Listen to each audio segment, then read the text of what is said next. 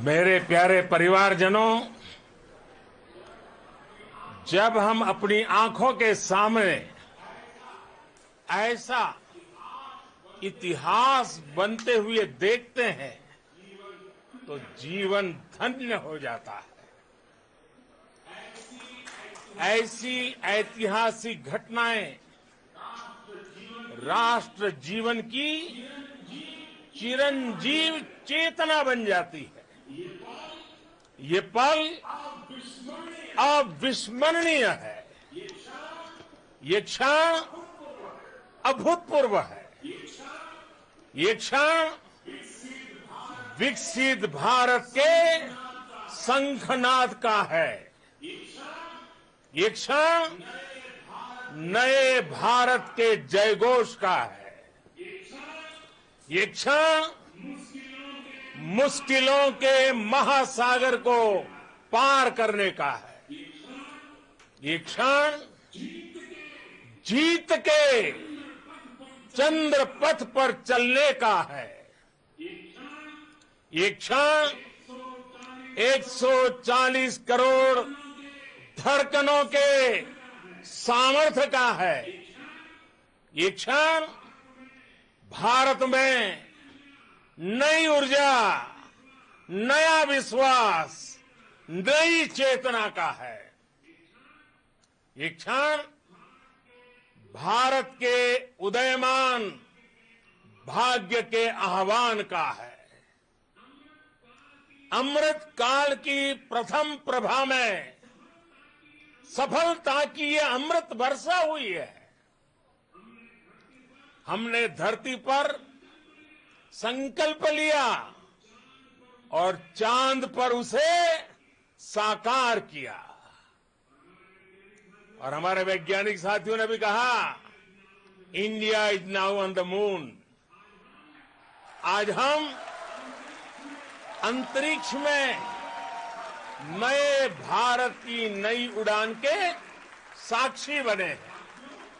साथियों, मैं इस समय ब्रिक्स समिट में हिस्सा लेने के लिए दक्षिण अफ्रीका में हूं, लेकिन हर देशवासी की तरह मेरा मन चंद्रयान महाअभियान पर भी लगा हुआ था। नया इतिहास बनते ही हर भारतीय जश्न में डूब गया है। हर घर में उत्सव शुरू हो गया है। हृदय से मैं भी अपने देशवासियों के साथ, अपने परिवारजनों के साथ इस उमंग और उल्लास से जुड़ा हुआ हूं। मैं टीम चंद्रयान को, इसरो को और देश के सभी वैज्ञानिकों को जी जान से बहुत बहुत बधाई देता हूं, जिन्होंने इस पल के लिए वर्षों तक इतना परिश्रम किया है। उत्साह, उमंग, आनंद और भावुकता से भरे इस अद्भुत पल के लिए मैं 140 करोड़ देशवासियों को भी कोटि कोटि बधाइयां देता हूं। मेरे परिवारजनों, हमारे वैज्ञानिकों के परिश्रम और प्रतिभा से भारत चंद्रमा के उस दक्षिणी ध्रुव पर पहुंचा है, जहां आज तक दुनिया का कोई भी देश नहीं पहुंच सका। अब आज के बाद से चांद से जुड़े मिथक बदल जाएंगे, कथानक भी बदल जाएंगे और नई पीढ़ी के लिए कहावतें भी बदल जाएगी। भारत में तो हम सभी लोग धरती को मां कहते हैं। और चांद को मामा बुलाते हैं। कभी कहा जाता था चंदा मामा बहुत दूर के हैं। चंदा मामा बहुत दूर के हैं। अब एक दिन वो भी आएगा जब बच्चे कहा करेंगे चंदा मामा बस एक टूर के हैं। Friends, on this joyous occasion, I would like to address all the people of the world, the people of every country and region. India's successful moon mission is not just India's alone. This is a year in which the world is witnessing India's G20 presidency. Our approach of one earth, one family, one future is resonating across the globe. This human-centric approach that we present and that we represent has been welcomed universally. Our moon mission is also based on the same human-centric approach. Therefore, this success belongs to all of humanity, and it will help moon missions by other countries in the future.